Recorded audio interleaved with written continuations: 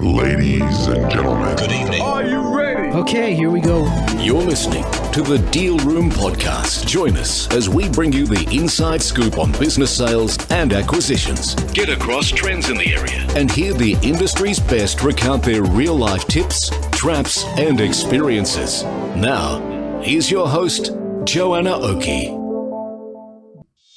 Hi, it's Joanna Oakey here, and welcome back to the Deal Room Podcast, a podcast proudly brought to you by our commercial legal practice, Aspect Legal. Today, we are talking to Mark Collins from Mentored Business Sales, who's talking all about his experience from broker to business builder and turnaround strategist, I guess we might call it, to broker again. So his backstory is that he bought an underperforming Aussie home loan store and built it up and then sold it 4 years later for 6 times the return on his initial investment, and then he went traveling. Lucky soul. Sounds fabulous, doesn't it? Anyway, in this episode, Mark talks all about that story of being a broker, using that experience to recognise the opportunity in the market of being able to turn around a business that wasn't highly saleable, didn't have a high sale value, to one that then allowed him to get a 6-time return on his investment. So it holds some great stories, I think, that will be of relevance, of interest to brokers in other ways that you can potentially use some of the skills that you're building, and to businesses as a whole in terms of ideas of how to drive the most return out of your business, which then drives sale price at the end of the day. We also talk about the industry and about things that he learnt along the way and some of the changes in the way that he deals with clients now, with some of the information that he gleaned from his period of time as an entrepreneur running and turning around this Aussie home loans business. So I hope you enjoy today's episode. I certainly enjoyed recording it. Buckle in, because here we go. Ladies and gentlemen, Good evening. are you ready? Okay, here we go.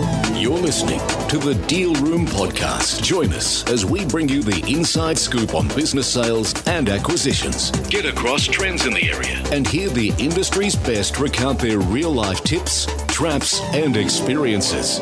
Now, here's your host, Joanna Oakey. Hi, Mark. It's fabulous to have you on the show. Thanks, Joanne. Long-time listener, and really pleased to be here and share my story. So thanks for having me on. Brilliant. Absolutely brilliant. Okay, so I really want to delve into this story. I love it, Mark, when I talk to people who are in the industry who have a background of building and selling their own business. Actually, it's really interesting. There are a lot of people in this industry who have come from that perspective, which I think is a really good perspective to come from, because clearly it gives you empathy with your client's position, right? But before I rabbit on, how about you tell us all about your history? Tell us about your story of buying and selling a business. Yeah, cool. Okay, so I was actually, if I go back 6 or 7 years ago, I was a business broker. I had my own company as a business broker, and I came across this Aussie home loans franchise, and I knew a little bit about it, and I knew it was an underperforming business. So it ends up that I bought that and I did that full time. So I owned that business for 5 years in Port Macquarie. Now, and I have to interrupt you here, and I have to say Port Macquarie is actually where I grew up. So Port Macquarie is very close to my heart. It's such a small world, isn't it? It's such a small world. I mean, it's a small place, right? So who would have thought? But anyway, continue. I love it. So we've got a business, Aussie home loan business here in Port Macquarie, underperforming. You cite it. You're a business broker. And did they come to you? Were you the sales agent for this business, or? No, I wasn't. So I watched the market closely, and I've been doing that for years and years and years. And I came across this business, and I'd actually had some dealings with selling some of their competitors, and I knew that they can be good businesses and can get to a relatively decent size. The guy that had it, he'd had it for about 20 or 30 years. And it's funny. After he wasn't doing much with it, he was basically retired, and he's just looking to get out. So it was definitely an underperforming store. So I had about 200 stores, and it was bottom 10% of the network. So it wasn't setting the world on fire, that's for sure. So when I came into that, being that you're from Port Macquarie, you'll understand this, is even the Aussie guys weren't expecting much because they said, oh, Port Macquarie is just a retirement town. There's not much happening up there. I thought, okay, great. There's a real changing market. So I went into it. And the interesting thing is I went in from day one. I've still got the business plan from day one. I've got a page there that says, here's my exit strategy in 5 years. Once it gets to this level of revenue and this level of turnover and all that sort of stuff, I'll sell the business. And that's essentially what I did. So I stopped being a business broker. I bought the Aussie Home Loans franchise. I set up the store in town. I went about building that store over a 5-year period and then sold it at the start of 2018 to go and travel. Fabulous. Well, what I really want to ask you is, where did you travel? Because I love travel, but I'm not going to ask that because maybe our listeners want to hear more about how you actually did it with the business. So let's start with how you built it. And look, I think this might be an interesting topic. Many of our listeners are business owners themselves. So I think this whole concept of how you build with exit in mind is a really useful one for business owners themselves that are listening in. But it's a really an interesting transition from broker who sees the trends and sees what is valuable at sale, that then puts their entrepreneurial hat on and says, well, hold on, how about I take a crack at it? So to our brokers and advisors out there, here's maybe listen to this story with this idea of, what are the opportunities that you're seeing around the market that maybe you can participate in. So let's go back to there, Mark. What did you do in the business to turn it around?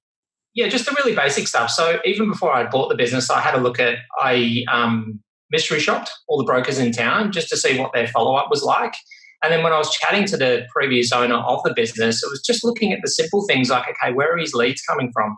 What's his conversion rate look like? How many customers is he meeting with? Is he doing any marketing? So it's all that higher level stuff.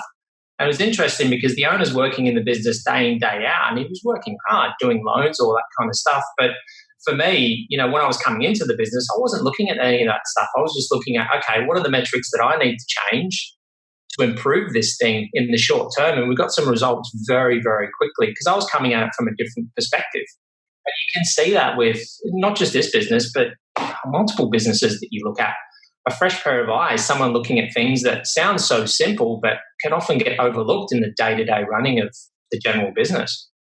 It's so true, so true. And, I talk about this topic a lot with many people, and certainly exit advisors come from the perspective, and we certainly as well come from the perspective, if you can get into a business early enough and you can provide the skills and knowledge for the business owners, then you can help them prepare for exit so that they can get the maximum available at exit. But one of the problems with that approach that I see time and time again is that business owners are quite often a bit tired by that point. So I guess, the benefit of being the person coming in is that you've got this energy and enthusiasm because it's all new and it's not like you're hitting something that you've already been in the grind of for all of these years before. So it's an energy thing as well, I think.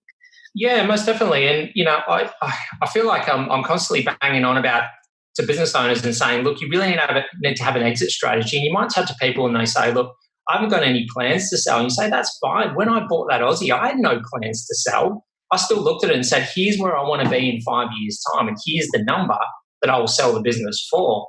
But then I worked backwards from there. So that just gave me a point to say, okay, this is where I want to get this business to if you really break it down to that. And then I worked backwards and said, okay, how many leads do I need to generate per day? And then what does my conversion rate need to be? And then literally looked at that, and that became my business plan. It was a 5-page document. I literally looked at it once a month. Said, okay, did we generate the amount of leads that we needed to? Was our conversion rate where it needed to be? And then that all flows through to settlements, to revenue coming through the door, and then to eventually we got the business from where I bought it to when I sold it. The revenue was 5 times more than that. Wow, that's amazing.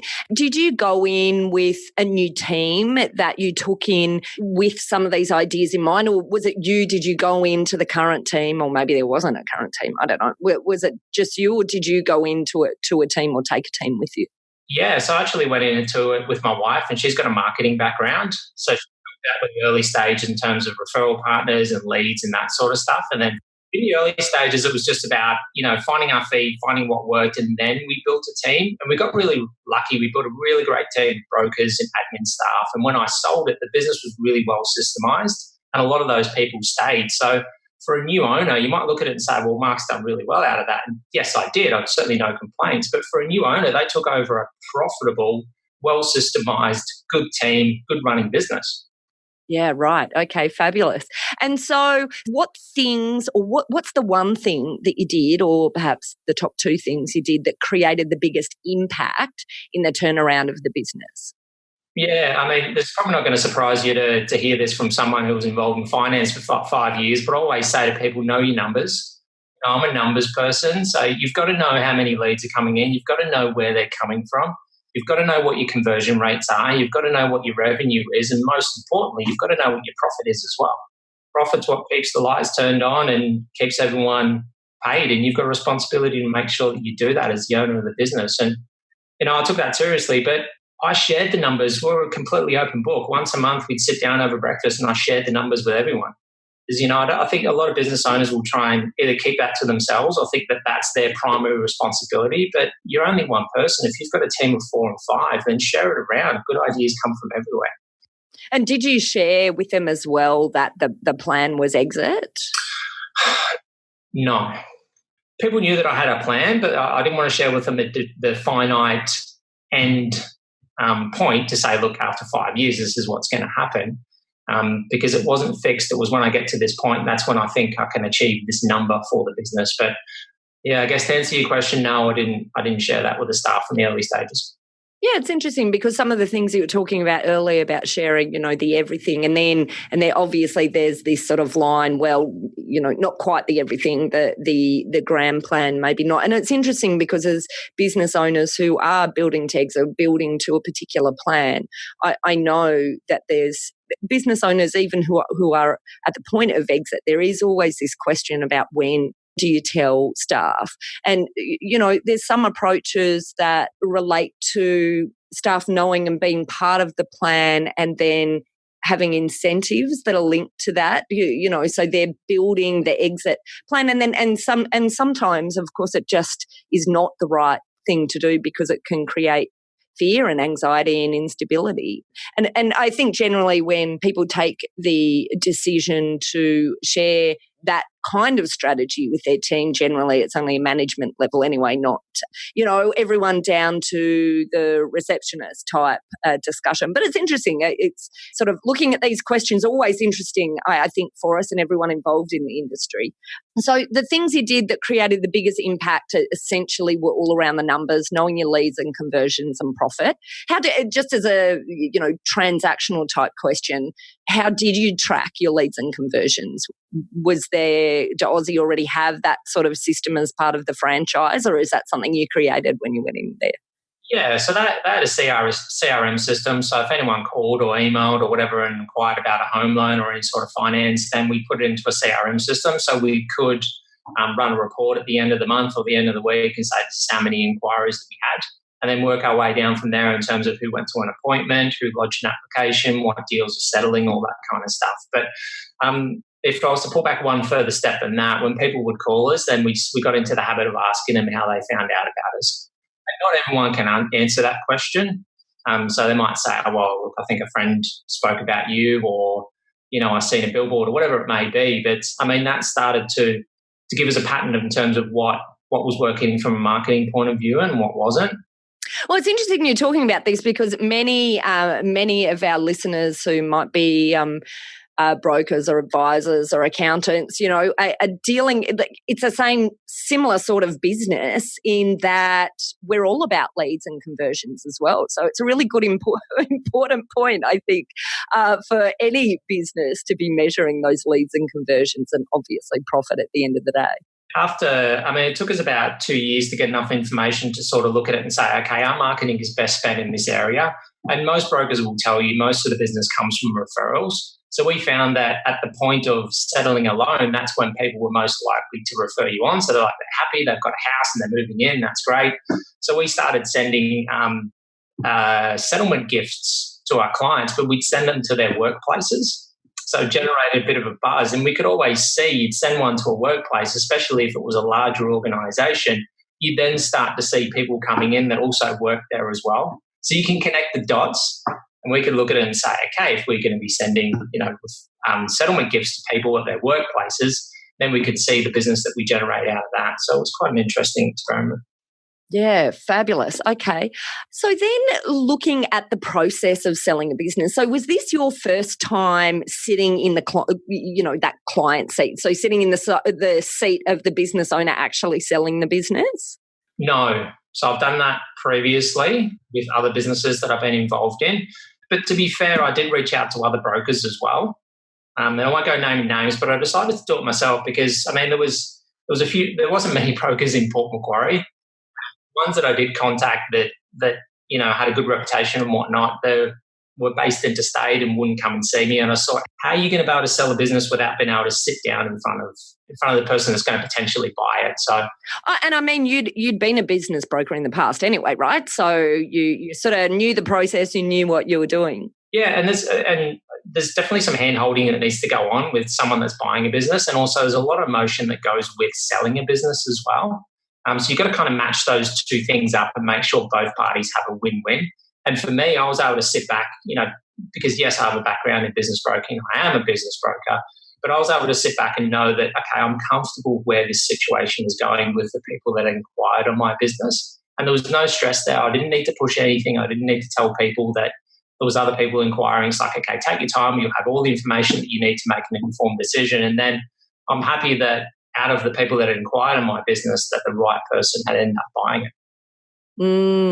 Are there any insights that you got by sitting in the seat of the business owner selling their business that maybe you didn't realise so much perhaps when you were a broker before you owned this business, Yeah, for sure. Obviously there's emotion that goes with it. You have the buyer sitting on the other end trying to talk you down in price or whatever it may be. And it's just, from me, it was something I'd invested 5 years of my life into building and systemizing, and I think I was able to get that message across. And maybe that's something that a broker, some brokers can't do, that only an owner can do, is get that message across in terms of what they've done for the business, the passion they have for it, where they see the direction going in the future, that sort of stuff. So I think I was able to do that and give the person coming in comfort that it was a good business that he took over. Yeah, okay, interesting. And so you didn't yourself use a broker in the process. Did you use accountants and lawyers in the process? Yeah, for sure. So I had my accountant and lawyer who handled the transaction for me. But I'd probably say if there was a mistake that I made out of this one is not getting my accountant involved early enough in the deal. Now I'm facing a big capital gains headache that we're trying to work out. So anyone that's sold a business before and done that as well will know what I mean. And, if you are thinking of selling, and always say that to people as well, it's very early in the piece, is make sure that you're structured right. Have a chat to your accountant if you're unsure, because if you don't, then, like me, you can end up with a big headache. Do you know what? It's so interesting that you're talking about that from a personal perspective, because one of the real gaps that I've noticed in the industry of business sales and acquisitions is that the brokers and corporate advisors quite often don't really have a solid appreciation of the real difference that the way a sale is structured, or indeed a business is structured, can have on the ultimate cash position, i.e. the position in the seller's actual pocket after tax at the end of the day. I just find it so interesting. And of course, they're complex issues, but your example of realising too late is such a common one. And I do feel like that this is something in the industry that we really need to bring in more knowledge about, because it's so important. And I've seen businesses, pay millions and millions more in tax than they should have, and really regularly pay a lot more in tax. So good point. I'm glad you made it. I'm sorry it happened to you, however, but yeah, well, it is what it is. I've made peace with it now. But I think like any, I get excited when I got to that point. I went, look, I'm here. I'm where I wanted to be after 5 years. It was actually a little bit before that, about 4.5 years. I went, great. I'm here. I think the market is right. I'll go to the market. And I was quite lucky with a couple of good candidates come through really early. I had a few offers on the table. I wasn't thinking about the tax stuff. Yeah. At that point, I wasn't even thinking about the legal stuff. I was just thinking about the process of selling it, because that's what I enjoyed to do. And I enjoyed that process, and kind of thought, well, I'll let my lawyer and accountant sort that out, once we get to the point of an exchange contract and whatnot. And looking back on it now, and that's why I try and educate my current clients to say, look, okay, we'll start preparing your business to go to market, but your accountant and your solicitor are probably the first people that you should also speak to as well. Absolutely. That's absolutely true. I mean, the reality is we can make the most beneficial difference by being involved a few years before exit. But at any point before commercial terms have been, even before the deal is being touted, even before you're out looking for buyers can be a very useful point, because you can still change the strategy of the way you're trying to sell the structure of the sale, I guess, before you've started pitching it out to buyers out there. So you had an accounting and a legal advisor, and I'm just interested in drilling into this structure issue a little bit more. How close was your relationship with your accountant? Is it that your accountant had sort of not asked at points along the way what your long-term plan was, and so you'd not had that discussion? Is that part of how that situation evolved in your instance? Yeah, probably. To be honest, my accountant came about from a triathlon club that we're part of. We're both triathletes. So it was, if I look back on it now, he's a great guy, but we probably had more of a friendly relationship than, an advisor-customer relationship where it was a bit too relaxed. And, if I look back at it now, it's like, well, maybe he should have been a bit more forthcoming, or maybe I should have been a bit more forthcoming, but it didn't turn out that way. So, I mean, if doing it differently in the future, then yeah, for sure, I'd be looking for more of that advice, because you don't know what you don't know, right? That's exactly right. And look, we have a lot of accountants that listen into this podcast. And so I just think it's important messages for them as well. And many accountants do proactively ask regularly what their clients' long-term plans are. But it's just such an important question to ask, because I think quite often, business owners sitting in your seat don't think to talk about what that plan is. And, particularly with if your relationship with your accountant is, related to just sort of tax at the end of the year and maybe bazzers along the way and whatever, but not that deeper relationship where they're integrated into your business in the sense of knowing what the plans are. It's a really important question that accountants should be adding in to their discussion points. I know we as legal advisors absolutely, really focus on making sure we understand what the long-term goals of our clients are, so we can have those discussions and help them prepare for that along the way. So, and because that helps, us as advisors, accountants, lawyers, and all the transaction team work to an exit plan or whatever those long-term plans are. Okay, so still on the advisor point, were there highs and lows? We've heard a little bit about the lows from structure perspective, but are there highs and lows of working with your advising team?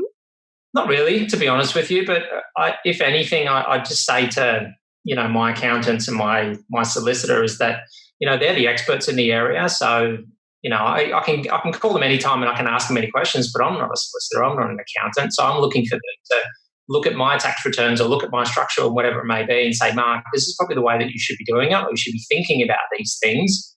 Or even asking the questions that, okay, we're setting up your company now. Have you got any plans to sell?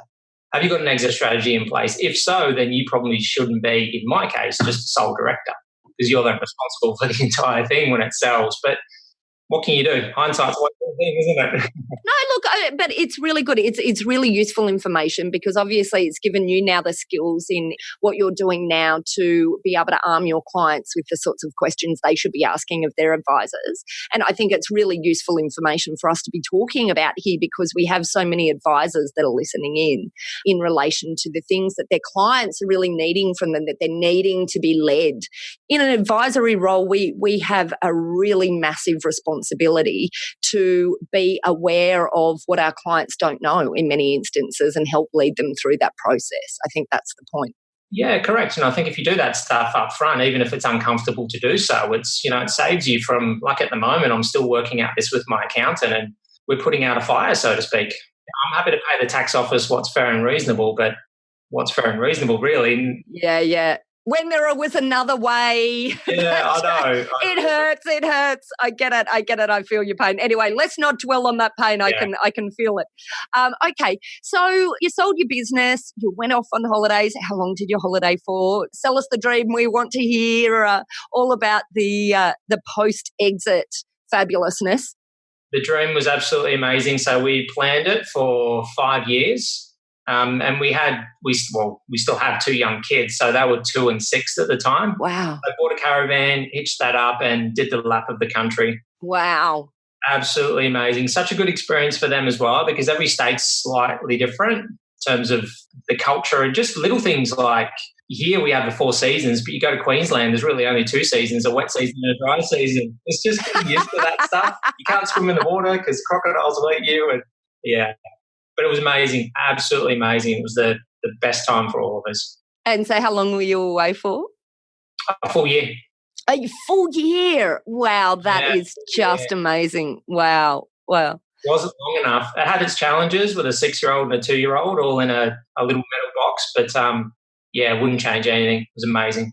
Oh, that's fabulous. I absolutely love it. And so then where are you now, Mark? What does today look like? What are you doing? So I'm with Mentor Business Sales. So I'm back being a business broker. So I'm helping people prepare and exit their business. And I guess helping them from my most recent learnings. And part of the reason I come back into this industry is, I know what it's like. I've walked in those shoes. I've built a business over a period of time, successfully sold it, and then took a year off to travel. I'm like, look, if it's done right, I know how amazing it can be. I wanted to, the reason I joined Mentor is their whole thing is they want to try and change the marketplace. Because if you look at, depends on what stats you believe, but I've heard, less than 20% of business on the market actually sell. It's 1 in 13. Some of the stats are even lower than that. And I thought, well, there's got to be a better way because it's such an important asset for people. And it can be so personal as well that, I thought, well, maybe I can take some of the stuff that I've learned over time and help people to, go live their own dreams and go travel the country or whatever it is that they want to do.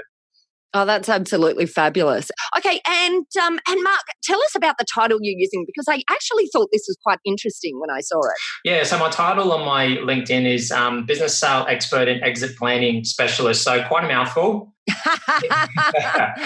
And what does that mean? I looked at it and I went, oh, that's interesting. I wonder what that actually functionally means. What do you do? Yeah, look, if you think about it, most people say, oh, yeah, business broker. Well, yes, we're a business broker, but I like to think there's more to it than just that. So business broker itself is very transactional. So you put a business on the market, sell it and move on. I guess what I'm trying to do is educate the marketplace and educate my customers to say, okay, we're going to start here, whether you're ready to sell or not, put the things in place to get you to where you want to go. So that involves an exit plan. It might involve planning over the next year or 2 years.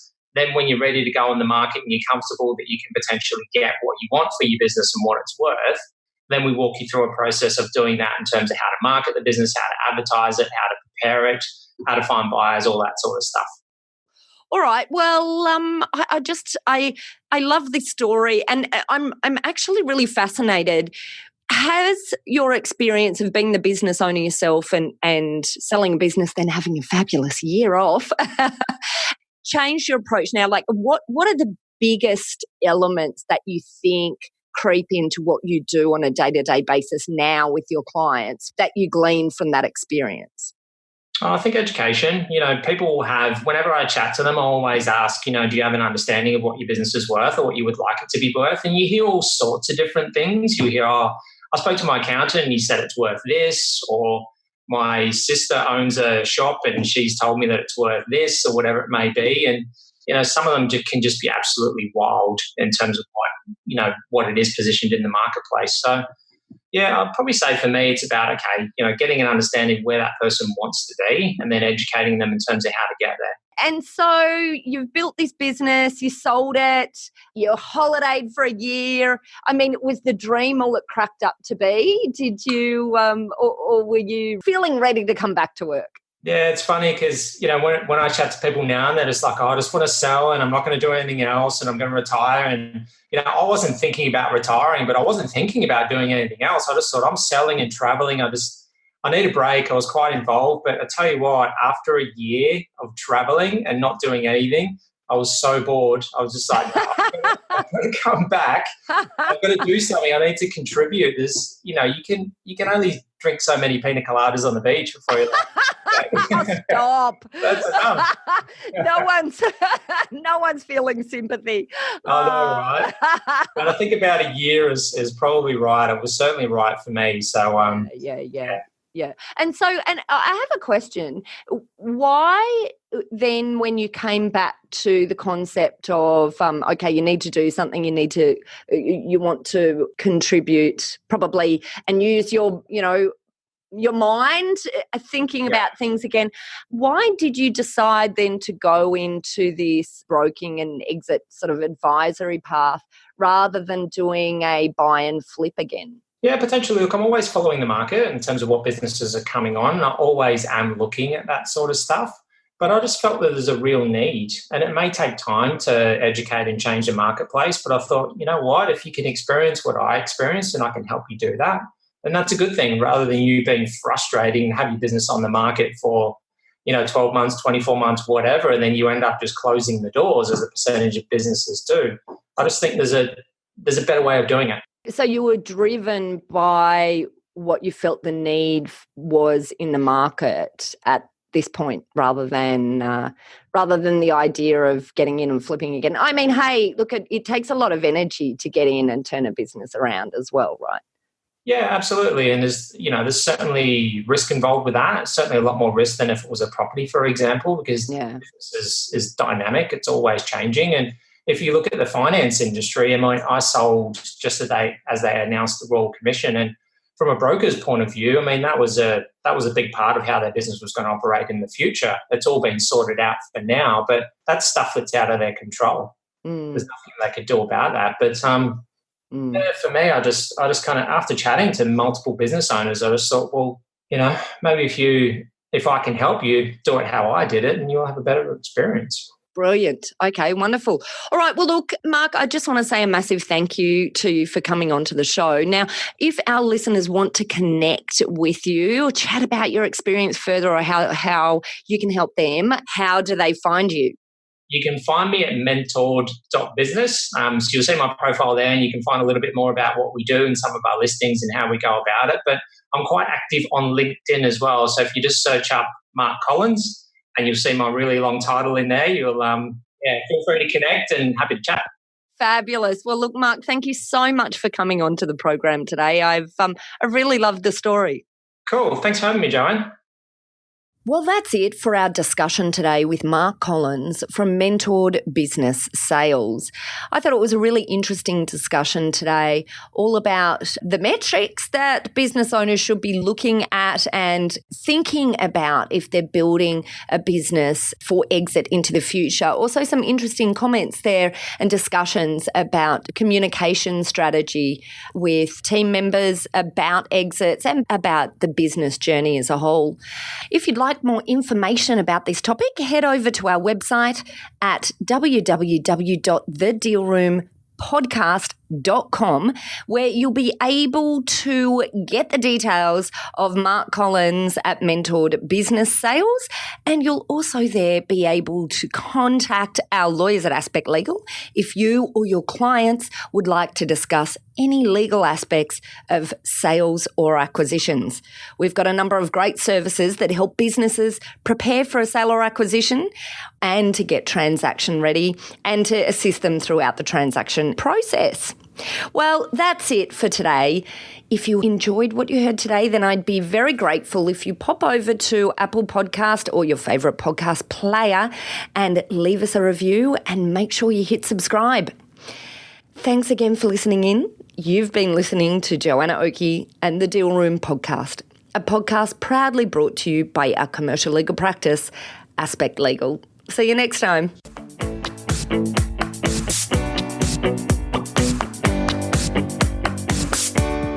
Aspect Legal has a number of great services that help businesses prepare for a sale or acquisition, to help them prepare in advance and to get transaction ready. We've also got a range of services to help guide businesses through the sale and acquisitions process. We work with clients both big and small and have different types of services depending on size and complexity. We provide a free consultation to discuss your proposed sale or acquisition. So see our show notes on how to book a time to speak with us, or head over to our website at aspectlegal.com.au. Ladies and gentlemen. That will conclude this evening's entertainment. Thanks for listening to the Deal Room Podcast. To find out more about this episode and other episodes in the series, check out the show notes or head over to our website at thedealroompodcast.com.au.